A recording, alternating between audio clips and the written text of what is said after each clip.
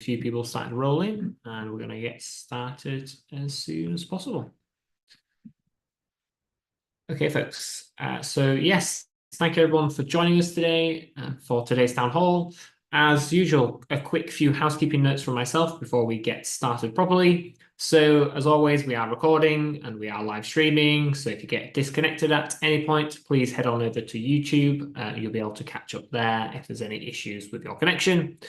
Also, as always, we're going to have some product updates from our team, and then we're going to move into the Q&A portion of the event. If you have any questions throughout the session, you can use the written Q&A functionality at the bottom. Try and use the Q&A functionality versus the chat to ask your questions. That just helps us kind of keep those questions organized and make sure that we're getting back to everyone. We'll also ask you at the end to raise your hand if you'd like to come on stage to ask a question too.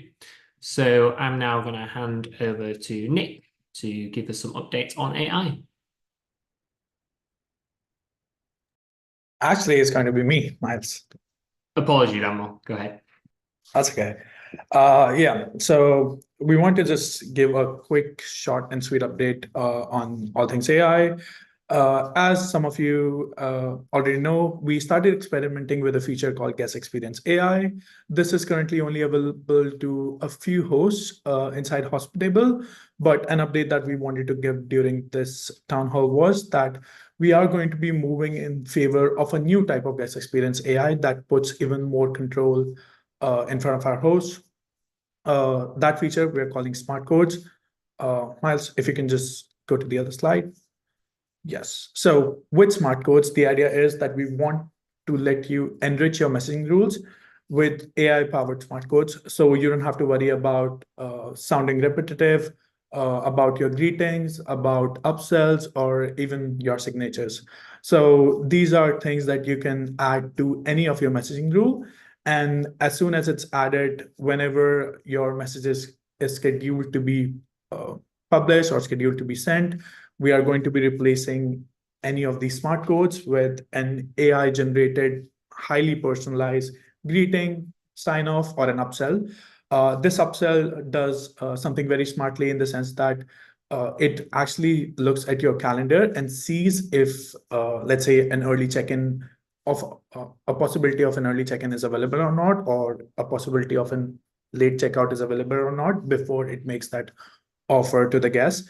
And to help you actually fulfill that upsell as well, it actually asks for any relevant information from the guest as well. So for an early check-in, it's going to ask the guest about their arrival times, and for a late checkout, it's going to ask the guest about their travel plans after.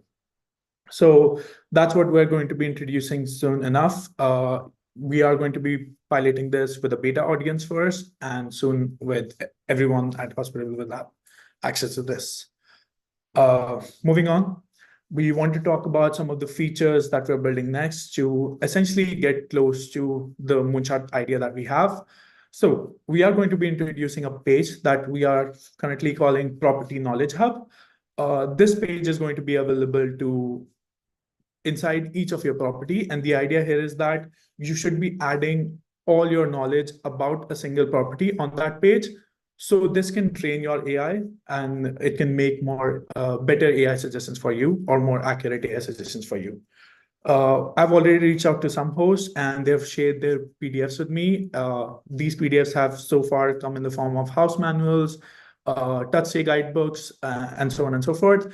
And we are currently studying them to train our AI in order to take all of that information, all of that new information, and make accurate suggestions for features like Suggest with AI. But eventually, what we want to head towards is an inbox autoresponder. For now, we are going to be starting with PDF uploads. The idea there would be that you would be able to upload a house manual or again, a guidebook to Hospitable. We are going to be analyzing that PDF and we are going to be creating, let's say, policies or instructions based on that are going to power your AI, Hospitable AI. You can obviously edit these policies whenever you want. But in the future, we are also looking for introducing other sources as well, including a public URL option. And the idea there would be that you would be able to just add a public URL to Hospitable. We would fetch the contents of that URL, and then that would power your Knowledge Hub as well. And again, with this, we will make accurate suggestions across all your Hospitable AI features. So that's something that we're currently working on. Yeah, I can just pass over to Derek. Okay. Thank you. Yeah, today with Direct, we're going to try something a little bit different, have a bit of a story time. We've had a few hosts actually come to us, like Direct Premium specifically, via chargebacks on Direct Basic.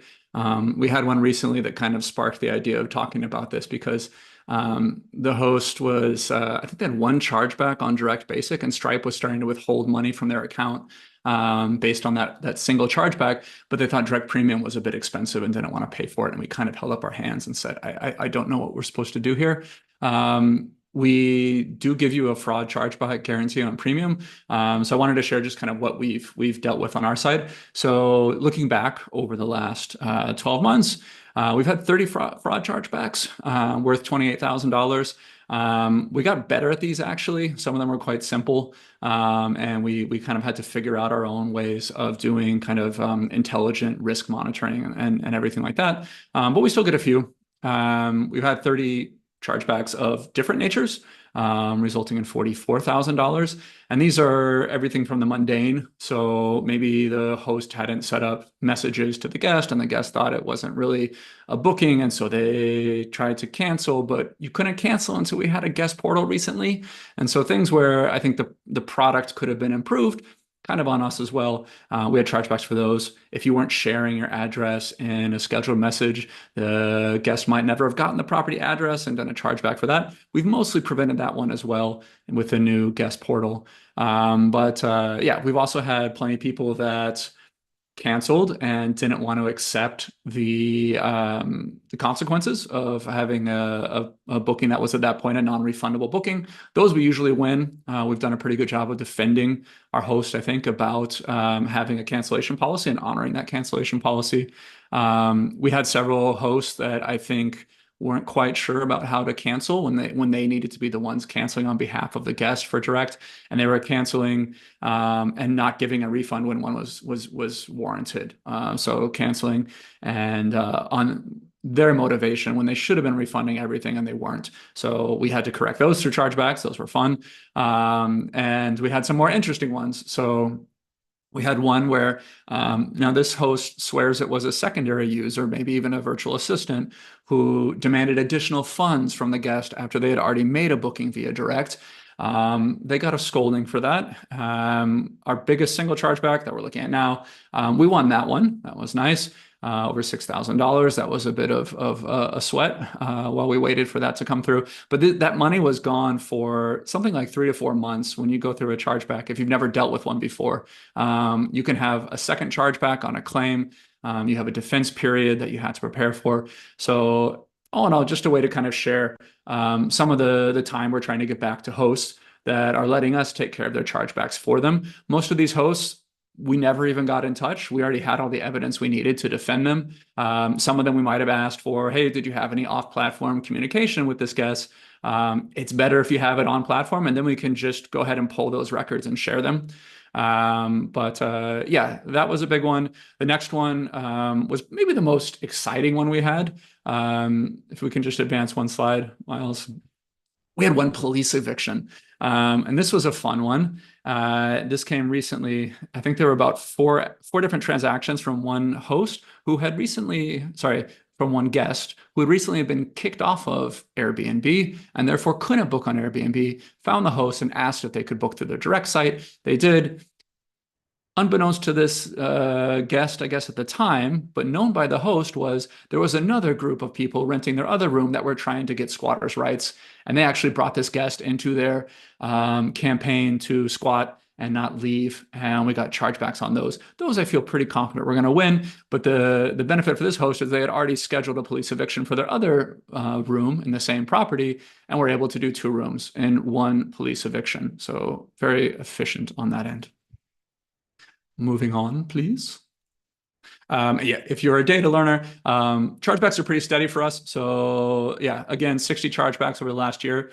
They kind of are always present, no big spikes. The next one looks at the amount And so we did have a spike in December, about $14,000 in chargebacks in December. Yeah, not a lot of takeaways there. Chargebacks are the nature of the business. And we've certainly had a bit of learning on our side about how to deal with them, and we're getting better and better about it. But yeah, happy to do it. Let's talk about features. So payment terms are imminent. So I'm going to share with you some things and also share with you why they're not live today. So payment terms, this is what they look like. We're testing these internally now. So these screens probably aren't going to change much. What we're doing is we're taking what is now your cancellation policy manager and making it a more generalized booking policy manager. And so you're going to get a couple columns now. So one column explains what your refund policy is, and your next column explains what your payment policy is. And you can see three options there. One, and this was something that we learned through discovery with our host, is that you told us that custom payment schedule is important. Two is your option if you don't want to have payment terms. This is what boat everyone is in now, not by choice, but by default. And then three is what we want to recommend to our hosts is that we'll go ahead and automate it for you. And so I think hosts are more familiar with what cancellation policies they want, and we can then apply or derive, I guess, the payment terms from your cancellation policy. So what does that look like when I open up one of these booking policies that I have in my account? You can see now, kind of familiar, the cancellation policy section. We cleaned it up a little bit, so it looks a little bit cleaner now. But then we're also adding a payment schedule in this, and there's just two choices for these. So you can set it to align, and if you do that, we're just going to make sure that we have collected enough funds that we can protect your cancellation policy. So what does that mean? And this is kind of complicated. I'll try to explain it as simply as possible. But we're looking at this cancellation policy, right? And it's 100% refundable until 45 days. So basically what you're telling us is we just need to collect a deposit at the booking if you want to enable this option. So we'll collect, say, a 20% deposit at the booking. As long as the lead time is sufficiently long and it's more than 45 days out, we don't have to collect the next kind of checkpoint, which is a 50% refund until the 45-day mark. So after 45 days, it's now 50% refundable. So at that checkpoint, we collect 50%, so an additional 30%. And therefore, if that user cancels anytime, can we go back, please? Anytime after 45 days, we'll have collected the funds and we don't need to issue a refund. This is important if you're using Direct Basic and you pay your own payment processing fees on a refund. This would allow you to not risk so many interchange fees to the credit card company when someone cancels and you issue a refund. So that's going to be, when that happens, again, you've only collected the non-refundable portion, and therefore no refund is issued. They only paid 50% of the booking. Everybody's happy. Credit card company doesn't need to get paid for that 50% that you didn't need to collect, right? So that's a benefit to Direct Basic. Direct Premium, we're paying those fees on your behalf, so not a benefit to you there, but it's it helps us set the schedule at least and give your guests the most competitive terms that help you convert more bookings. And then we would take that 10-day checkpoint at the end and collect the balance before that. So we've collected everything. The other parameter that you're going to want to tell us is your grace period. So when we're failing to collect a payment, we're going to be notifying the guest, hey, you have an upcoming payment. We're going to try to capture it on the scheduled payment date. If we can't, we're going to reattempt for every 24 hours. We're going to let them switch to a different payment method if they want, all those things. We need to tell us at what point we should cancel this booking so you don't have a delinquent booker blocking your calendar for too long. Okay, so the next slide is, if you want to set a custom payment schedule. And again, this is something we learned from host, is this is important. So if you don't want those policies to align, you can go ahead and just have a simple table there where you can set up your own schedule. And again, this is only when lead times align. So if you have a booking at last minute and this is your payment schedule, it's 100% upfront, right? If it's at 45 days, it's in between these two checkpoints, and you would make 2 payments instead of 3 payments. So all of that's kind of intelligently built into the application logic. And next slide. So why is this not live yet? It's really, really complicated what we've built over the last year and a half. with direct. And so I was talking with Pierre about this, and we kind of wanted to educate kind of what is all going on in the background and what we're making, and why I think direct is really hard. The easy way to do payment terms would have been to just dictate them ourselves, right? That would have been a lot less settings, a lot different configurations, a lot different scenarios to contemplate if we just did that. But that's not what direct booking is about. And we're kind of doing this hybrid with direct premium where, okay, we're the merchant of records. We like to maintain a certain level of quality and I don't know, predictability with payment terms, but it's your direct channel, and we want you to own your terms as much as possible. And for that, we had to do a lot of complex things to make sure this works. So, if you set a custom payment terms policy, you can set a bad payment terms policy. You can break things if you don't set your cancellation policy right, or if you set your payment terms policy right. That's hard to test for. And so when we started looking at all the tests that we're now running for payment terms, all of these things have to be tested. Multiple payments, multiple lead times, last minute bookings, 1, 2, 3 payments, instant book. If you look at ad hoc refunds and ad hoc payments that can happen during the pre-stay period when we're still collecting payment schedules and having to adapt your payment schedules to those.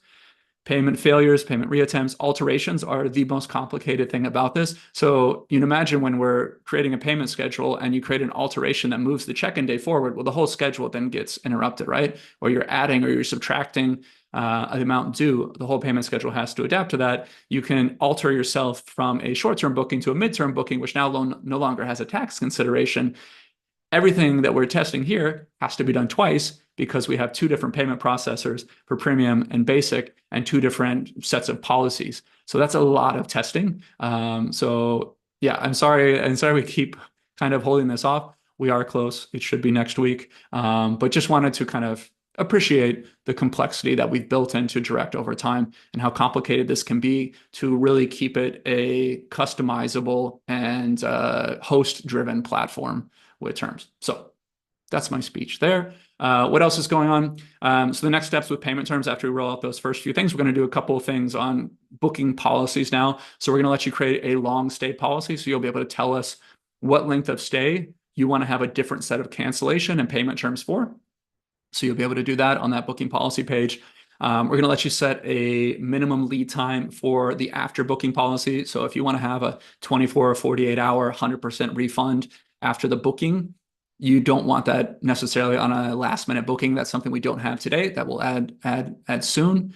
And then this project obviously winds into our midterm booking improvements, which are many. One specifically being that the setting up payment terms, we're also only going to calculate the first 30 days instead of the entire booking at that point. So you can really start to get into some optimizations for midterm booking. Otherwise, yeah, it looks like we're pretty much on schedule. We're going to start filing remitting taxes in Tennessee next month. That is the pilot state because we can remit all local and state occupancy and sales tax in the state. So it's rather easy from that point. But we'll be able to test out that feature and start expanding that to other areas. I think we talked about last town hall.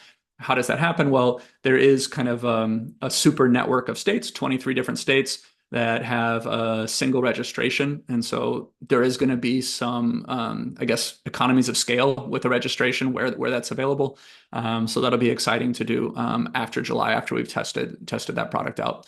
We're getting some site metrics in. That's something we ignored for a long time. If you've been on direct for a while, you might have noticed that we kind of have placeholders for metrics that we ignored for a long time. I'm sorry about that. Those are getting done. So we're using a analytics framework now in the background. So we've been collecting data now for probably upwards of 4 or 5 weeks. And we're going to start sharing that now in the product. Very simple form at first, but that will get improved over time. And then a couple other items that are coming soon: Apple Pay, Google Pay, and a premium host-only fee option for you. So you don't have to show a fee in the channel. And I think I've been talking for too long at this point, so I will pass on the mic to smart devices.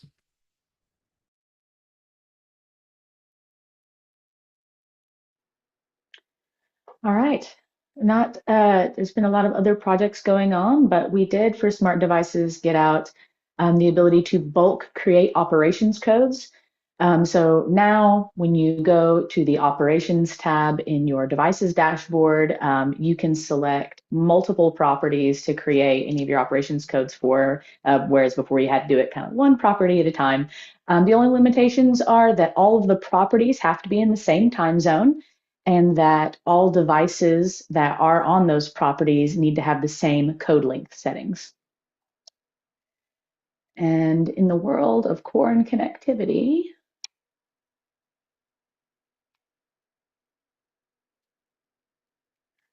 we made some great improvements around sending and receiving images. So now you can drag and drop or copy paste to attach images straight into the message inbox. And that's in addition to the little attach button.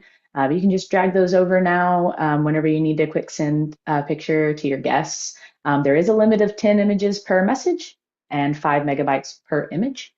So no going too terribly wild, but can still do a lot of good stuff with it. We are also now pulling in images from VRBO. Before we were just basically not showing anything. So now we have the ability to actually show those images from VRBO conversations directly in your Hospitable inbox. So you don't have to go to VRBO to see those. And we also put a fix out where basically any image that was over 1 megabyte was failing for booking, sending to booking.com guests. So you can do that now. You can send them in the inbox. You can send them with your scheduled messages, and that shouldn't be an issue. And that's really all for me. I'll just pass this over to Emily. Alrighty, hey everybody. Okay, I've got the update a lot of people have been waiting for. I will start with the elephant in the room, and then I'm going to go and review a little bit of what owner statements does. But first, because we've been teasing this for so long, I just want to share we are about to kick off our private pilot.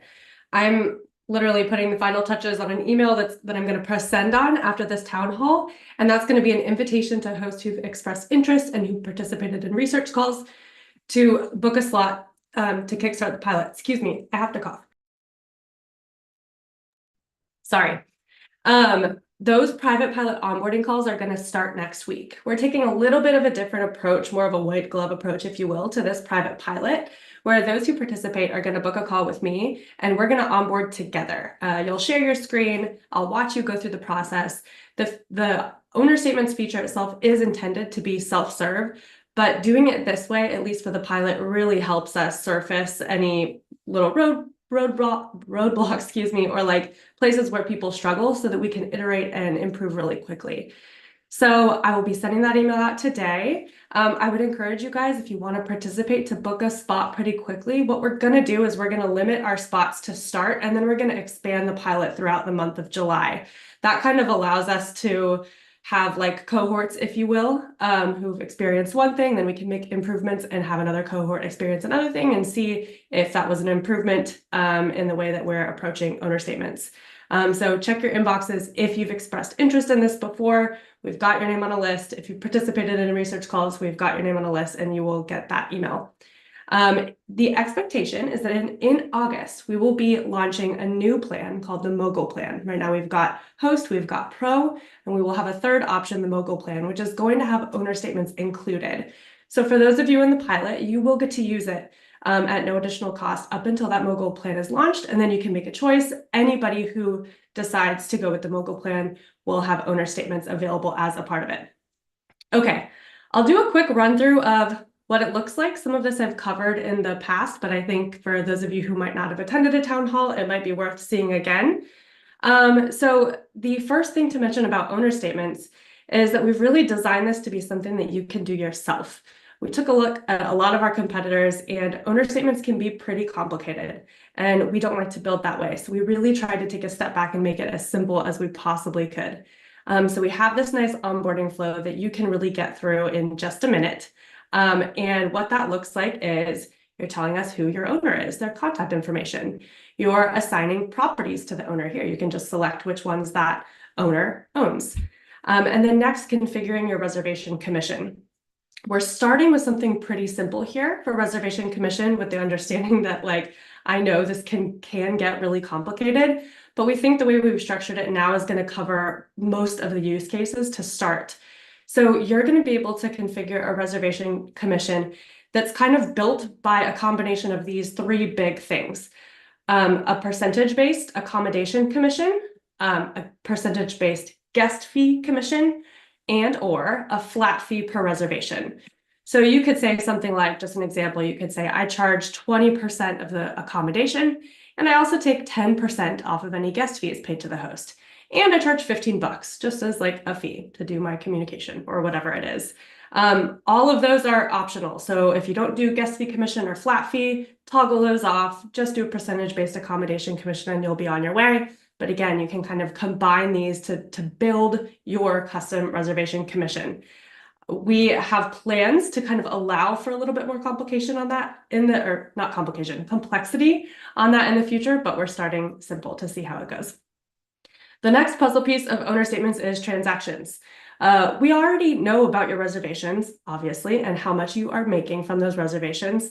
But the one thing we've had no context of up until now is the other money that you're spending to manage this property. You're buying coffee, you're buying, shampoo and conditioner. So we're now allowing you to tell us about those transactions, and then in each individual line item of the transaction, assign that to a particular property. So you can make one purchase. You can go to Sam's Club, has been my example. You can make one purchase that's $100 in coffee, but you might be divvying that coffee up across 3 properties. So you can tell us that when you're creating the transaction so that charge is represented on the statement for that particular property that's going to that particular owner so that you can be reimbursed for that by the owner accordingly. Our goal really for transactions is to set a really strong foundation for like proper accounting integrations down the line. So we have categories to choose from that are appropriate for the different types of transactions you'll be inputting here. And we're also allowing you to charge markups at the line level. So if you went and bought coffee and you want to charge the owner $10 in order to drive the coffee to the house, you can do that in the markup. And it's going to look different when it comes time to do an accounting integration. It's not going to look like you bought coffee. It's going to look like you bought coffee and also charged a markup for that coffee. Okay, next. Oh, of course, the statement itself. All these little pieces work together to generate a statement. We are going to be generating statements automatically for you based off the data that we're learning about in the moment. So once you have gone through the onboarding flow, we're going to generate a statement for the previous month and the months in the future. So if you got started today, you would see May because that's last month, and then you'd see this month and a couple of months into the future. Those statements are going to be updated as you get reservations that are checking in that particular month and as you're making transactions that are logged for that particular month. You'll have the ability to preview the statement and then close it, which means it can't accept new data anymore. So this gives you the ability to kind of like review things, make sure it's correct, and then say, okay, I'm going to send this to the owner now, so I'm going to close it, can't make any more changes, and that's what you would give to the owner. Right now, we're giving you the ability to preview a statement and download it as a PDF, and then you can manually share that to the owner. In the future, we want to also give you the ability to actually send it to the owner straight from here. But for this first iteration in our private pilot, the sending to the owner part will be manually done by you. All right. So a little bit more about this phase launch process. We've been doing kind of an internal pilot this whole time. We have several employees who started out as customers who are using this today. And we've surfaced some obvious issues during that we've fixed. We're continuing to iterate. Now that we'll kick off that private pilot, we'll start those calls next week and again, continue to iterate on that. Throughout July, we'll add people to the pilot each week and continue to watch how you're using it, hear your feedback. You'll be able to email me, set up calls with me to give that feedback, and we'll try to provide a really quick resolution to any issues that surface, and then also iterate before we get to August, where we're actually launching our new mogul plan that will have owner statements included as a part of it. All of this to say, owner statements has a never-ending roadmap. I think what we've started with is something that's really going to save you guys a lot of time.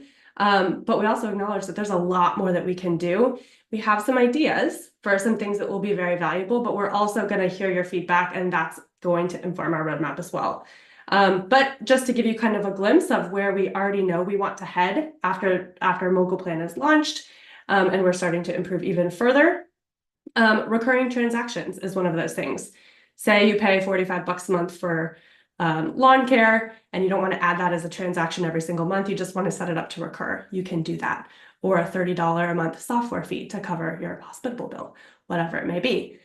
When you send your statements to owners, we know that you want your face, your brand represented. So branding is going to be a part of this. Branding your statements with your company's logo, image, color, and also sending those statements automatically with branded emails, bank account connections so that we can facilitate payments between you and the owners. Right now, we're generating the statement and telling you what you are going to pay them. But maybe we can actually do the paying for you if you connect your bank account. And then, of course, accounting software integration so that you can actually connect this to your QuickBooks, connect this to your Sage, and all that stuff can be logged and categorized accordingly moving forward. So yeah, that's owner statements. I will move on to a new app that we have, which I'm excited to share, which is TouchStay. Yay, okay. So TouchStay has just released their integration with us, and we're super excited about this. TouchStay is good friends of ours, and they've been working on this, and it's been a whole lot of fun. TouchStay digital guidebooks help you to delight your guests by saving time on daily tasks. You can provide essential information like check-in information, directions, all that jazz in your guidebook. And my personal favorite thing about this is that it works offline. So if you have a property in a really remote area like I do that has terrible reception, you don't have to worry about the guests not being able to access it when they're trying to check in. It actually works offline on that guest device. And so they can view it there whenever they need it. And TouchStay is actually sharing the guide link back to us in the guidebook shortcode. So if you want to communicate this automatically to your guest, you can use that guidebook shortcode in your messaging rules, and TouchStay will populate that with a reservation-specific guide link, and it'll get dropped in all of your messages so that it can be automated moving forward. So check that out. You can go to our apps page and search for TouchStay or click on the guidebook category and read a little bit more about that and set it up. All right. Miles? Indeed. Sorry, a little slow on that unmute. Yeah, so just before we kind of get onto the Q&A section, just a couple of things to call out. If you are watching this and you're interested in joining this fantastic team and helping us build some of these things and share it with more people, we do have a number of roles available. So we encourage you to go and check those out. You can scan the QR code or head to the URL hsptb.com/apply to find out more. I'm just going to hover slightly on that for anyone that's scanning that. And then I'm just going to cover off 2 upcoming events we have. So tomorrow we actually have a masterclass with Key Data. So they're going to be guiding us through kind of a bit of a market pulse at the moment for North America market and talking about some of the dynamics that are happening in the market, some things that may be impacting your performance and ways for you to react to that. So that session is going to be tomorrow, 6 p.m. Eastern time. If you're unable to make the session, I encourage you to register anyway, and we'll email the recording straight to your inbox so you don't have to miss it. And then finally, we have our next town hall on July the 10th. Same time, 12 p.m. Eastern, 9 a.m. Pacific, sorry. And again, I'll just hover on that. And we will then head into the Q&A portion of the event. So if anyone does have a question, as always, you can raise your hand to come on stage and ask your question. If you go down to the bottom of your screen, you can see the React button, and you can find the raise hand functionality in there. And we do have a couple of people already ready to ask a question. So I'm going to go ahead and invite Julian on stage. Hello, Julian.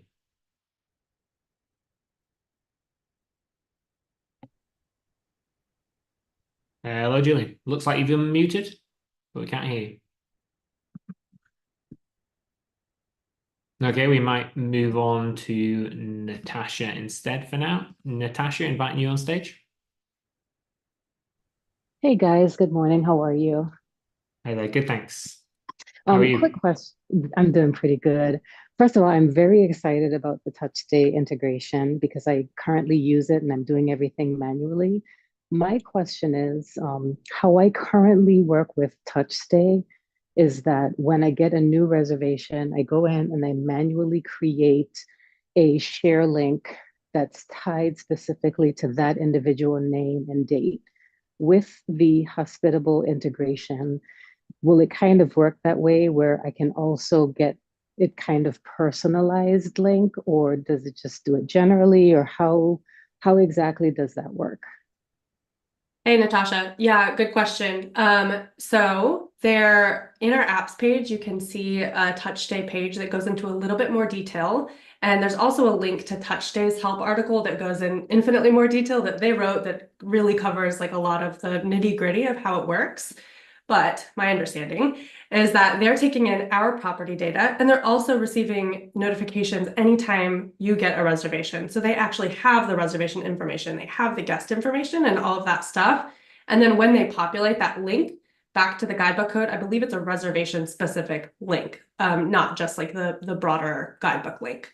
But I would still encourage you to check out their help article just to double check on some of the specifics, which I'm not too familiar with.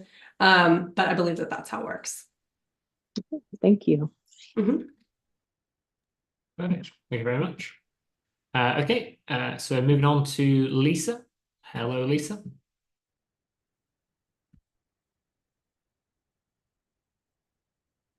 Lisa, do you still have a question for us?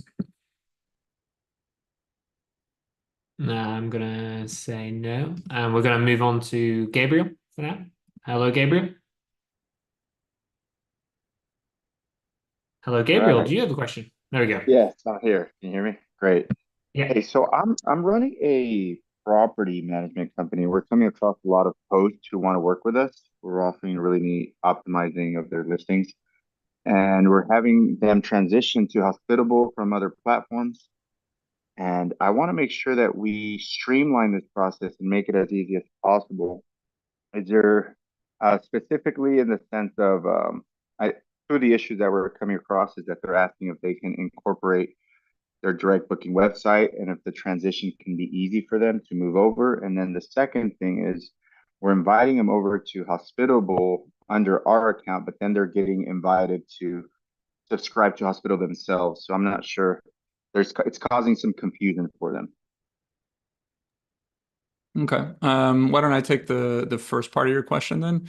So regarding the direct booking websites and wanting to keep their site. So yeah, you can offer them a couple options. Like if they just want to keep the domain, you could set up, the DNS on their domain, maybe that they built the SEO value on, and redirect that to your own direct booking website. When one of the questions you need to ask yourself kind of from the business side is like, to list them on my direct booking website where I have, the aggregate of all my properties and maybe bringing more traffic and can bring them bookings, that's a little bit different question. And you could end up just doing both. But that's one question to ask in a non-technical way, just in the business sense. But if they want to have their own site, then you just need to be providing them with the code they need to update the booking widget, and then they can do that themselves. Okay. I can kind of Thank you. Yep. Yep. I can kind of speak a little bit to the second part of your question, making it really easy for owners to transition. So one thing that we've heard a lot of misunderstanding about, which we could probably do better at explaining in the actual product, is what happens when you invite a host to connect their Airbnb account to Hospitable. If you're a co-host, we have to have the owner of the listing connect for a bunch of reasons. Mainly, that's how we actually get the ability from Airbnb to do the things we need to do to manage the listing or have the communication with the guest. So when in Hospitable, you click invite host, that owner is getting an email from Hospitable, but they're not actually creating an account at that point. What they're doing is they're just authorizing authorizing Hospitable to be able to access their Airbnb account, through your account. So once they go through that flow, they can't log in to your Hospitable account from that point forward. They're just telling their Airbnb account that yes, they can talk to Hospitable. All of that being said, we have some kind of loose plans in the near future to make this process a lot easier. We have this functionality built in for Airbnb, but we don't have it for Vrbo and Booking.com. And we've heard it being a big pain point for property managers who are onboarding their owners, having to get their credentials and all this stuff. And credentials change, they change their password. You don't need to know about that. So we've talked about some sort of owner's portal or what have you, that owner statements could be in, but they could also connect to your Hospitable account with. So maybe you send them a link, and this doesn't exist yet. This is just in, idea stage, but maybe you send them a link and they can connect their Airbnb, Vrbo, and Booking.com account in that portal. It then gives you access. And they can also go back to that link to like see their owner statements, like see how their properties are performing and maybe see some overall metrics and stuff like that. So we know we need to like expand there and kind of cover more bases. But yeah, I hope that helps. Is that kind of like, would that solve your problem, you think? Yeah, so we're coming across a lot of success with what I'm doing, and all the clients that we're getting, the Airbnb hosts that we're getting, are people who are not happy with Evolve, and they're coming with us. But I just started this a month ago. I've been a host for 8 years, but now that I'm helping other Airbnb hosts with their listings, I want to make sure to streamline the process. And I know there's a lot of things that I'm missing in that, so I'm not sure if there's someone that I can talk to, because I have called all day with Airbnb hosts, and they're all wanting to transition, but then when it comes to the onboarding part, it's a very difficult process where a lot of the sales are lost. Gotcha. Understood. Yeah. Yeah. If you haven't reached out to support and you have like specific questions, you're welcome to do that, and they can guide you through any like specifics you need. But I also think like some of what you're looking for, it has yet to be solved, and we will get there. Okay. Awesome. Well, thank you so much. Yeah, thanks. Thank you very much for your question. Okay, we now have IQI Business Solutions. Hello. Hi guys, it's Quentin. That's actually the name of my company. I believe this question is for Andrew, and it's around the payment terms. I know it's probably been giving you a headache thus far, but I appreciate you working on it. I wasn't sure if I fully understood what you were saying around this, so I wanted to ask this question.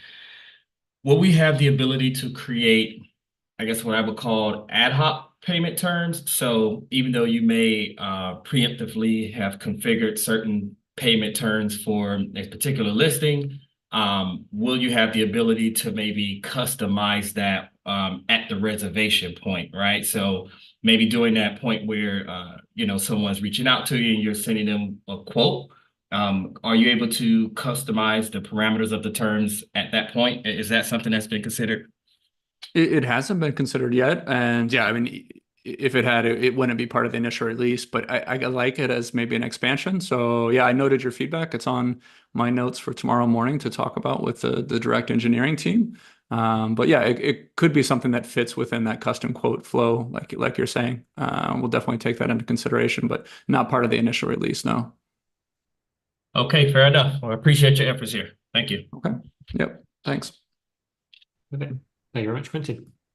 Okay, we now have Momodal inviting you on stage. Hello everyone. I hope everyone is doing well. So I have a question about the AI thing here. So I think we are starting with the PDF, right? As far as I've seen in the in this town hall. So, but my question is that is there a chance you guys could include the save replace, because most of us there will be hosts that really develop their host save replace a lot, and so if AI could pull data from save replace, then that would be awesome too. So let me know if you guys are considering that. And another question is that I'm not sure if this has been asked in the previous, but I don't have the information, so I'm currently asking about rentals unit. So what about like integrating Hospitable with rentals unit? So why we haven't added a channel manager, something like rentals united yet, or what are the consideration going on with rental is united? Thank you. So yeah, starting with the AI question. I think there's a few volunteers for it. I didn't quite hear what source you were talking about, but maybe I can just do a little bit of talking about what our plan is. So you're right, we're starting with PDFs. And so we've had some lovely hosts that have shared their PDFs with us now, their property manuals, and we're learning from those. And then the private pilot, that'll be the only source that we start with. But from there, the idea is that it will be multi-source. So you don't aren't required to have a PDF to set up your policies. If you have one, that's great. That'll save you a lot of time. But then you'll also be able to add specific sources. So Touch Day came up a lot today. Your guidebook is obviously a source of those policies. So that would be a great place where you could just give us the URL of your guidebook, and we could just, in the background, sync with your guidebook, so you don't have to maintain another source of truth for your policies. So that's how we're approaching it generally. But could you try again, and maybe I can understand what the source you're specifically referring to is, or maybe Pierre heard. I can complete. Thank you, Mahmoudul, for being on stage. Your name is pretty well known in the company. Yes. For your food references in particular. Mahmoudul is basically referring to save replies, which are basically the canned responses that you have on Airbnb directly, which definitely are extremely valuable. Unfortunately, we don't have access to that as an API partner. So Airbnb is blocking that access directly from Airbnb. So I was specifically talking about Hospitable scan response to be exactly. So that's my extension of it. The word save reply is triggering there. But obviously, everything that we're doing in that context is building upon all the input that you already have and all the data that we can already readily access. So there is definitely something that we can do already around your messaging rules, which contain a wealth of information about you. What does a check-in mean, and what exactly is the experience that you want to design along the way. There is also the saved messages, the canned responses that you have configured on your Hospitable. There is, of course, and there were plenty of reference on that I saw in the chat, is existing and past conversation that you have with your guest, which allows us to highlight really some specific situation that came up in the past and allow us to map it. Now, it's working on an extension. So we already have that information. We're not asking you for that, but if we want to have more understanding of your rentals and the experience that you want to provide, the amenities, etc., the best way, you already probably have some documentation on your side, and that's what the PDF upload is about. There are plenty of work that we want to do in extension from that, which is basically having a living documentation for all you need to know, anyone need to know about your property, be it internal to your operation or guest facing, in whichever deliverable you can think of. That can be a message, that can be a guidebook, that can be any kind of experience that they can look at. So it's really just that first step of things we don't know about your property just yet. And then a channel manager. I think one of the things that's prevented us from working with a channel manager is it's not the expectation that I think maybe the people that are asking it necessarily have what we can do with a channel manager. It doesn't normally include messaging. So if you're expecting a channel manager to plug, a dozen additional channels in a Hospitable, and for us to be able to do scheduled messaging, just like we do with the channels we do support, that's not the experience that we can provide. And so for us, we haven't figured out that the value proposition is really what the feature request is for hosts. There's a bit of a mismatch there. Does that make sense? Yeah, got it. Now it makes sense, actually. Yeah. In my mind, what my thought was that as like we could put it there in the rentals unit, that like it could stay there, but continuously as we develop the channels more and more, we could improve there. But having a channel manager will help a lot of hosts to reach out a lot of channels. That's the idea behind it. But I totally get it why Hospitable is doing it now. Now, if I think of it. We've considered that in the past. There are many vendors. And by the way, thank you, Mahmoud, for the question, because now they know they have a great timing to follow up. Because they're probably listening, some of them anyway. So it's definitely about the messaging capabilities. Those may not exist on the channel they support. So there is nothing that we can do. Like, we cannot show conversations. I still find that, especially with the new pricing tier that we have and owner statement features, we need to have a source of truth on all the revenue that's coming from the channel we integrate with, but also on the sidelines, on the secondary order channels that we don't integrate with natively. So I think if the Mogul plan is successful, that will definitely trigger some resources on our side to be integrating with channel managers to unlock a lot of channels. But we still believe that with direct and ideally 3-4 leading OTAs, That's basically going to move the needle for 95% of even property management customers, property managers. Yeah, I get that, but the fact about channel managers is like there are property hosts with like 30, 50 properties, and they get to can publish to some popular ones like Marriott and Glamping Hub, because I do have properties on those two platforms and we get a lot of booking. That's why I brought that up. I hope you guys consider it in the future. Thank you for your response.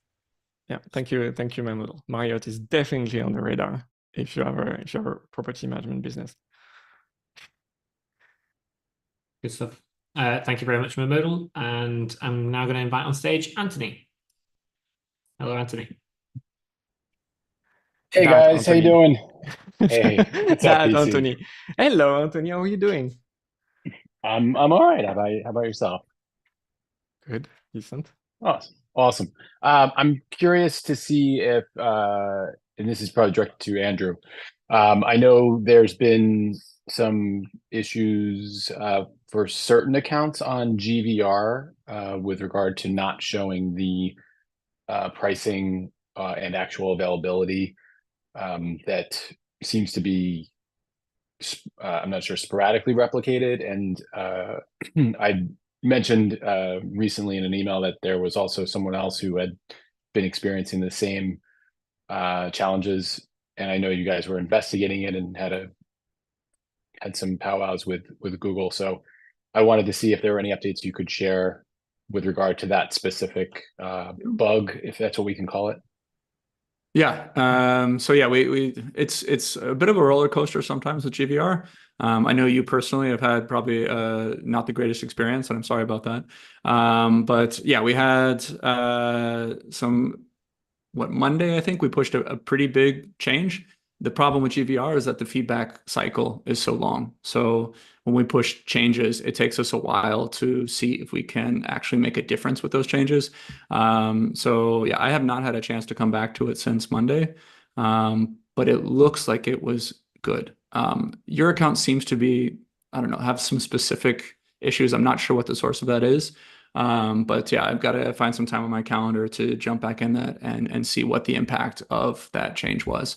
But it is getting looked at this week, and we did have some vacation time in there for the developer that is the expert on GVR. So yeah, that's why it is taking us a little bit of time to kind of figure out what exactly is the issue that you're seeing specifically. But great, awesome. Yeah, and I didn't know if the other person, Ryan Moyer from a Facebook group, had indicated kind of the same thing. I don't know if they had. I suggested they reach out, via support to just put a ticket in there too, so that you saw someone else experiencing it. But appreciate the update. Yeah, I hope to have I'd love to have a better one, and hopefully we will. No, I understand. I understand. Yeah. Thank you. Thanks, Andrew. You're welcome. Cool. Thank you very much. Okay, folks, we have about 8 minutes left and no one with their hand raised just yet. So if anyone does want to come on stage to ask a question, we have time for a couple more. You can head down to the React button at the bottom of your screen. If you click that, you should see a raise hand button in there. That'll let us know that you want to come on stage to ask your question live. Of course, you can also write out your question in the Q&A, and we'll keep an eye on that too, in case there's any questions there. A good 30 or so already answered by Shifa and Ed, and Nick and others in the chat. So thank you everyone for helping out there. Okay, there we go. Jared, welcoming you on stage. Hello. Can you hear me? Yeah, just about. You might have to speak up a little bit there, Jared. Okay, sorry about that. I just had a question about the reviews feature that you guys recently added. So when a guest reviews the property, I find that super useful. But I do notice that sometimes I want to see some more detail about the review. So I'll have to, still go to the OTA. Are you guys, is there some like API restriction where you're not able to show like the private, I think the private comments are shown, but the detail level as far as like, cleanliness and value and things like that, is that planned to be added, or is it not technically possible, or have you not considered it? I can take that one. So that is actually not possible right now from the Airbnb API. We just get access to the public review and the private feedback that the guest has left for you. And that's why we show those two things along with obviously the rating from 1 to 5 star. Okay, thanks. Too bad. Not your fault though. Thanks for everything you guys do. It's awesome. Great. Thank you for your question. Awesome. Thank you, Jared. Okay, any more raised hands? Well, quiet on the question front today. We've still got plenty of attendees, but everyone's a little shy and quiet this week. Couple of questions in the chat. Amol, do you want to take that question on stage about the PDF AI? I see you typing away. Sure. So right now we are just focused on the inbox, like making suggestions better for suggest with AI. So I think our core focus would be on text. So we will be reading all of the text from your PDF. That being said, as we experiment more with AI and we are able to get a good understanding of what photos our hosts are using in these PDFs and how those tie into your policies or your answers, then I think we would be in the future be able to use those as well. But for now, the plan is to just keep it text-based, understand what everything exists in your guidebook or your house manual, and then just make more accurate suggestions to you. Cool. Thank you very much, Amol. Okay, folks. Couple more minutes still. There's still time. I'm trying to jeer them on to raise a hand.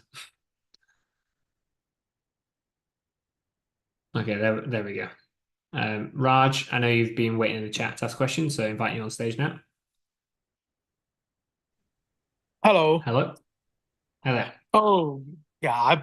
This is my first time attending a webinar, and I've been a hospital customer for, I think, a long time. Oh, welcome. Pleasure to have you. Yeah. So I had just gone to a IMN event for STR in Austin. It just came back yesterday. So there were a lot of, people like who do the same thing as Hospitable, and I got to see many things that they are doing, and I'm sure you guys already know about it. And so one of the people were including your thermostats, smart thermostats in the with Hospitable, and then you can set them to do off or go eco mode as per calendar based. And so that's something that I think we should try to add, especially when I'm in Texas. My electricity bill is like close to $500, per house. So that's what I saw, and I saw a lot of AI everybody had implemented. So this guy gave me his demo where the guest on WhatsApp was getting a message and like any question. So his question was, how do I use the projector? And the AI sent back the message, okay, and with a link to the video, how to turn it on and everything. And then he said that the pool was not clean, and then the AI gave back the message, okay, let me let the people know. And then it was connected to somehow to the pool company also, and it let back the person know that the pool will be clean today. And then the customer said, can they clean after 6 p.m.? And the AI was able to manage all that. So I mean, and it was answering itself on WhatsApp to the guest. Yeah. Like I said, maybe you have talked about it before. This is my first webinar. We're that's absolutely our vision. That's absolutely our moonshot. And I wish you guys show up on these events also, because the other Miles was showing there. up. Now Miles is triggered. It seems that apparently he didn't wear his banana costume. I had my bright yellow t-shirt on as well. It wasn't bright enough. You actually had the banana costume. But Raj, this is exactly what we're about. This is exactly the thing we're here to do. We just need to also do a bit of change management because we have an existing guest experience product, and that needs to be moving into a proper AI first product. So now what we're doing is really the first step on being able to gather insights about your property that we would not otherwise have and pass it directly when you upload a PDF. That PDF doesn't have to be, a guidebook. That can be the projector instructions. That can be a dishwasher instruction. That can be a lot of things that we then can structure all together. And I think it will take us a bit together, but I'm very confident that we will get there eventually all together. Andrew is showing himself. I just had one question. Maybe we could do a poll of how many hosts would like their guests to be able to order pool cleaning on their own demand. That's another thing. It's very good and convenient to do a demo. Sounds like a demo. That's the thing that I've seen in those AI vendors, and it's good to see. It just operationally there are costs that are involved on those kind of interactions, and this can easily completely violate your bottom line. So the roof is looking leaky, Pierre. The roof is looking leaky. Please change the roof and get a maintenance person to do it. Yeah, there is an approval cycle on it. Alisa is showing herself, but as basically she has some very interesting things to share on thermostats. Yes. Yeah, and I think I responded to you in the Q&A as well, but for everyone, thermostats are on our roadmap. They are coming. I actually just had a really good talk with our integration partner yesterday about thermostats.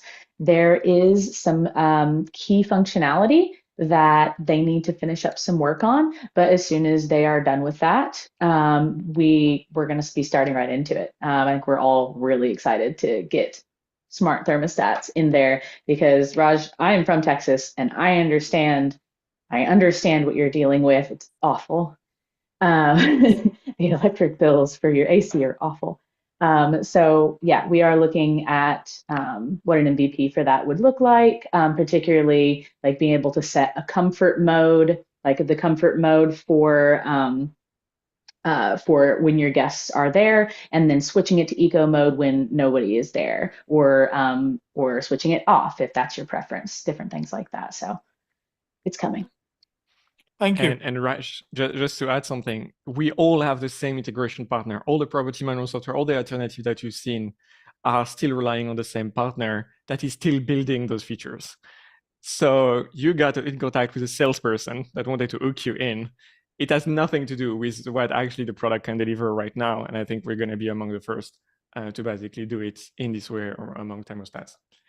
So and then we're going to have a very busy number of requests for integration with thermostat. What are the ones we're looking at first, Alisa, for a smart thermostat that can be connected to Hospitable? Yeah, so when we go to launch this, it will be with Ecobee and Honeywell first. Ecobee and Honeywell. Yeah. So we'll be looking to do beta testing on those two brands up front. Nest will come later because there are a lot of requirements from Google that we have to, a lot of certifications and things we have to do. We want to do it, but for the beginning, it'll be best to go with Ecobee and Honeywell. Yeah. It's really so curious that Google is a bit complicated to be working with. Like, really? I know, it's a shocker. Never tell. Okay, thank you, Raj, for your great questions and got us to talk a little bit. So I don't have anything to share to close. I cut my hair finally after 6 months because we are releasing owner statement, which is a really exciting development for a company. Is that we're finally going to be able to do the core feature and that our property management customers are looking forward to do, and that's going to be, I want to say, with the extra flair that we want to add in terms of ease of use and simplicity of management. So I'm really excited that we're bringing that. It's going to be a roller coaster. For if you're applying for a private pilot, just picture that you are probably going to be, sacrificed in some way, that you're going to have an absolutely shitty experience, but it's going to improve quickly from that point on. So yeah, stay tuned for more updates. There's plenty more that we have on the roadmap and that we're excited to share with you in the future upcoming town hall. Thank you. Have a great rest of your day. I didn't get to talk much. That's good. Bye-bye. Thank you, everyone.